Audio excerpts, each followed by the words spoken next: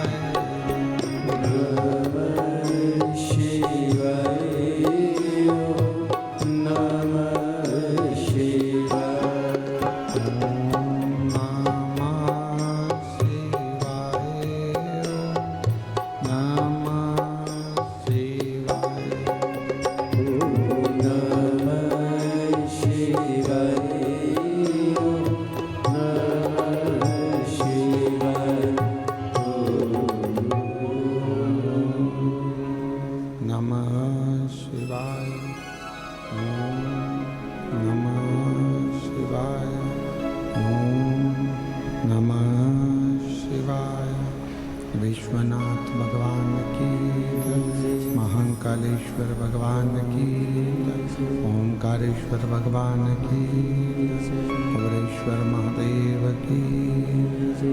हर हर महादेव, हर हर महादेव, हर हर महादेव। हर काशी विश्वनाथ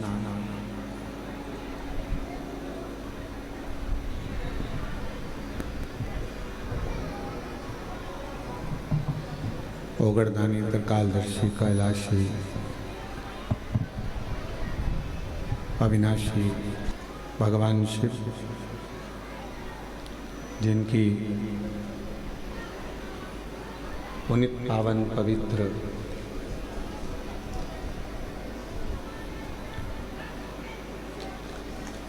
शिव महापुराण की कथा भगवान देवाधिदेव महादेव की कृपा से, करुणा से, उनकी उदारता से ये पवित्र पावन 12 ज्योतिर्लिंग के मध्य कुबेरेश्वर बाबा की पवित्र धरा पर पवित्र शिव महापुराण की कथा कार्तिक के महीने में इस पवित्र धरा से ऑनलाइन आपको श्रवण करने का सौभाग्य प्राप्त हुआ है। बहुत बहुत साधुवाद।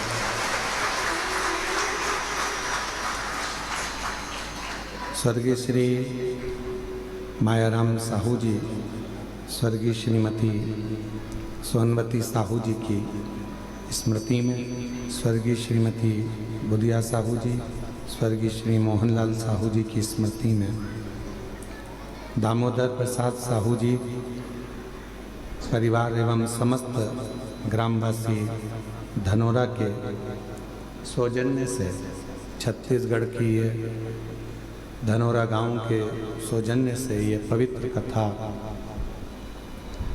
आप और हमको श्रवण करने का सौभाग्य मिला है। एक बार यजमान परिवार के लिए जोरदार ताली बजाकर स्वागत, वंदन, अभिनंदन। कितनी अच्छी बात है, दामोदर मास में, कार्तिक के महीने को दामोदर मास कहते हैं और दामोदर मास में दामोदर प्रसाद जी ही कथा करा रहे हैं। बहुत बहुत साधुवाद है, धन्यवाद, बधाई। संपूर्ण छत्तीसगढ़ वासियों को, धनोरा ग्राम के निवासियों को बहुत बहुत बधाई देते हैं।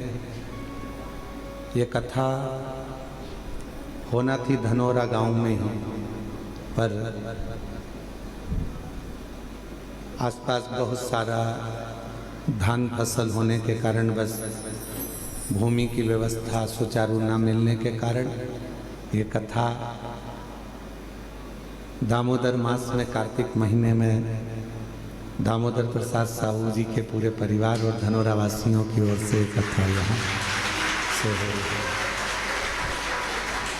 और तेरी कृपा बिना ना हिले एक नीड़ो लेते सांस, तेरी कृपा से करूं बखान क्या करूं मैं लाखों के नेका, जब बबूत में खजाना कुबेर का, हे रंगधार मुक्ति द्वार ओंकार तू, भोले ओंकार तू, आयो शरण तिहारी शंभु बखान क्या करूं मैं राखों के ढेर का, चपटी भभूत में खजाना कुबेर का, हे गंगाधर मुक्ति द्वार ओंकार तू, भोले ओंकार तू, आयो शरण तिहारी शंभु शिव कथा, और वो भी बाबा कुबेर भंडारी के पवित्र प्रागण्य से।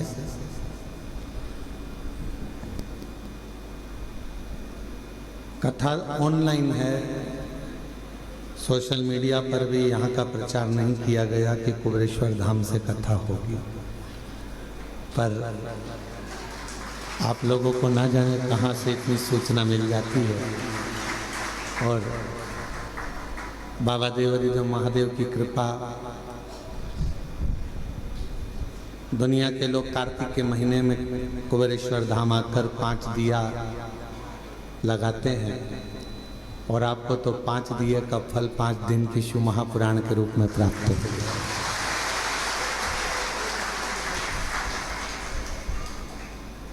बड़ी कृपा करी है बाबा ने आपका। दीपावली का कुछ ना कुछ गिफ्ट देना होगा, इसलिए बाबा ने आपको यहाँ बुला लिया। कहते हैं दीपावली पर्व पर सारी कंपनियां कुछ ना कुछ देती है? जहाँ नौकरी करते हैं वो भी आपको कुछ ना कुछ देकर विदा करते हैं। हमारे यहाँ तो सीहोर में ऐसी रीति है साहू जी की, पड़ोसी भी पड़ोसी के घर मिठाई थाली में रखकर भेजते हैं। तुम्हारे उधर भी है क्या छत्तीसगढ़ में? अच्छा अच्छा, फिर तो तुम हमारे जैसे ही और हम तुम्हारे जैसे हैं, ठीक है। छत्तीसगढ़िया सबले बढ़िया। तो एक दूसरे को मिठाई प्रदान करते हैं, यहाँ से वहाँ, वहाँ से यहाँ, फिर वो मिठाई आती है। उस थाली में से देखते हैं कौन सी चीज़ जोरदार बनी है, फिर उसको निकाल लेते हैं, खा लेते हैं। जब पड़ोसी पड़ोसी के घर में दीपावली पर मिठाई भेजता है तो निश्चित है कि आप यदि कुबेरेश्वर धाम पर आए हो या ऑनलाइन अपने अपने घरों से शिव महापुराण की कथा को इस कुबेरेश्वर बाबा की पवित्र धरा से श्रवण कर रहे हो, तो निश्चित है कि मेरा कुबेर भंडारी भी आपकी झोली में कुछ ना कुछ जरूर देगा, ये निश्चित। और मैंने तेरे ही भरोसे बाबा, तेरे ही भरोसे हवा बिछ उड़ती जागी, बाबा डोर हर तो छड़ी नाम कटी जागी। भोले मैं तेरी शंभो मैं तेरी हवा बिछ उड़ती जागी, बाबा डोर है तो छड़ी नाम कटी जागी। शिव कथा मानव जीवन के लिए एक औषधि का कार्य करती है।